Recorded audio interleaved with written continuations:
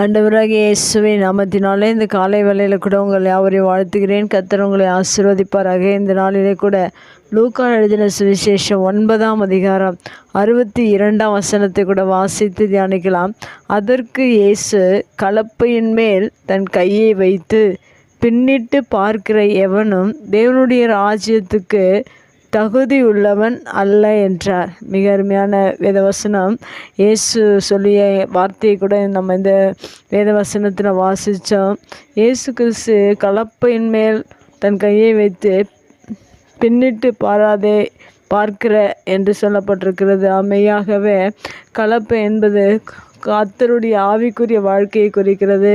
நாம் ஆவிக்குரிய வாழ்க்கையில் தேவனோடு கூட ஒப்புரவாகி தேவனோடு கூட வாழ வேண்டும் என்று ஒரு மனிதன் விரும்பும்போது அவன் தொடர்ந்து தேவனுக்கு பின்னாக செல்வது மிக அவசியமாக இருக்கிறது. அப்படி ஆவிக்குரிய வாழ்க்கையில் ஒரு மனிதன் பின்னிட்டு பார்ப்பான் என்றால் அவனுடைய நிலைமை என்னவென்று இந்த வேத வசனத்தில் எழுதியிருக்கிறது. தேவனுடைய ராஜ்யத்துக்கு தகுதி உள்ளவன் அல்ல என்று சொல்லப்பட்டிருக்கிறதா. மெய்யாகவே நம் ஆவிக்குரிய வாழ்க்கையில் கிறிஸ்துவுக்காக வாழ வேண்டும் என்று அர்ப்பணித்து விட்டு நாம் திரும்பவும் உலகத்தின் காரியங்களை நாம் பின்பற்றி செல்வோம் என்றால் நாம் தேவனுடைய ராஜ்யத்தை சுதந்தரிப்பது மிகவும் கடினமாக இருக்கிறது.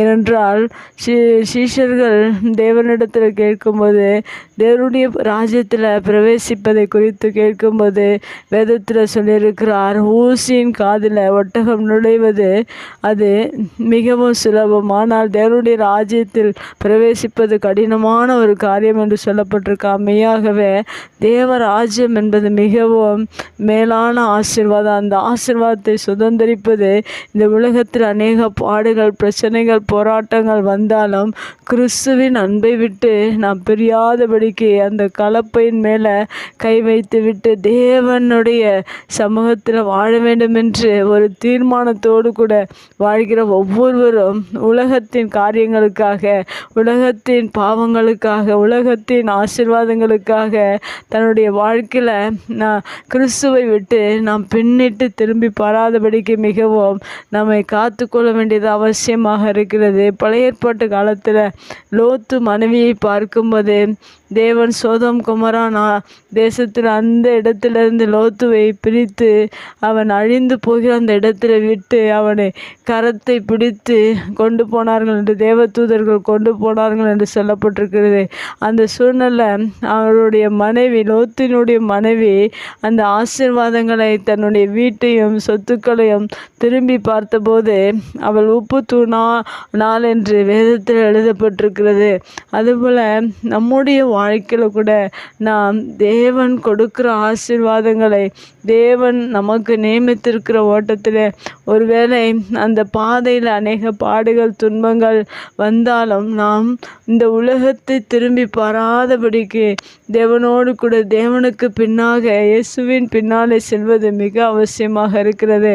ஆனால் இந்த பூமியில் அநேக மனிதர்கள் அநேகர் ரட்சிக்கப்பட்டு ஞானஸ்தானத்தை பெற்று அநேகர் உலகத்தோடு கூட இணைந்து வாழ்கிற ஒரு அனுபவங்களை இந்த காலகட்டங்களில் அநேக நபர்கள் உலகத்தோடும் கிறிஸ்துவோடும் கூட பயணம் செய்யலாம் என்று நினைத்து அநேகர் எல்லா காரியங்களிலும் ஈடுபட்டு கொள்கிறார்கள்.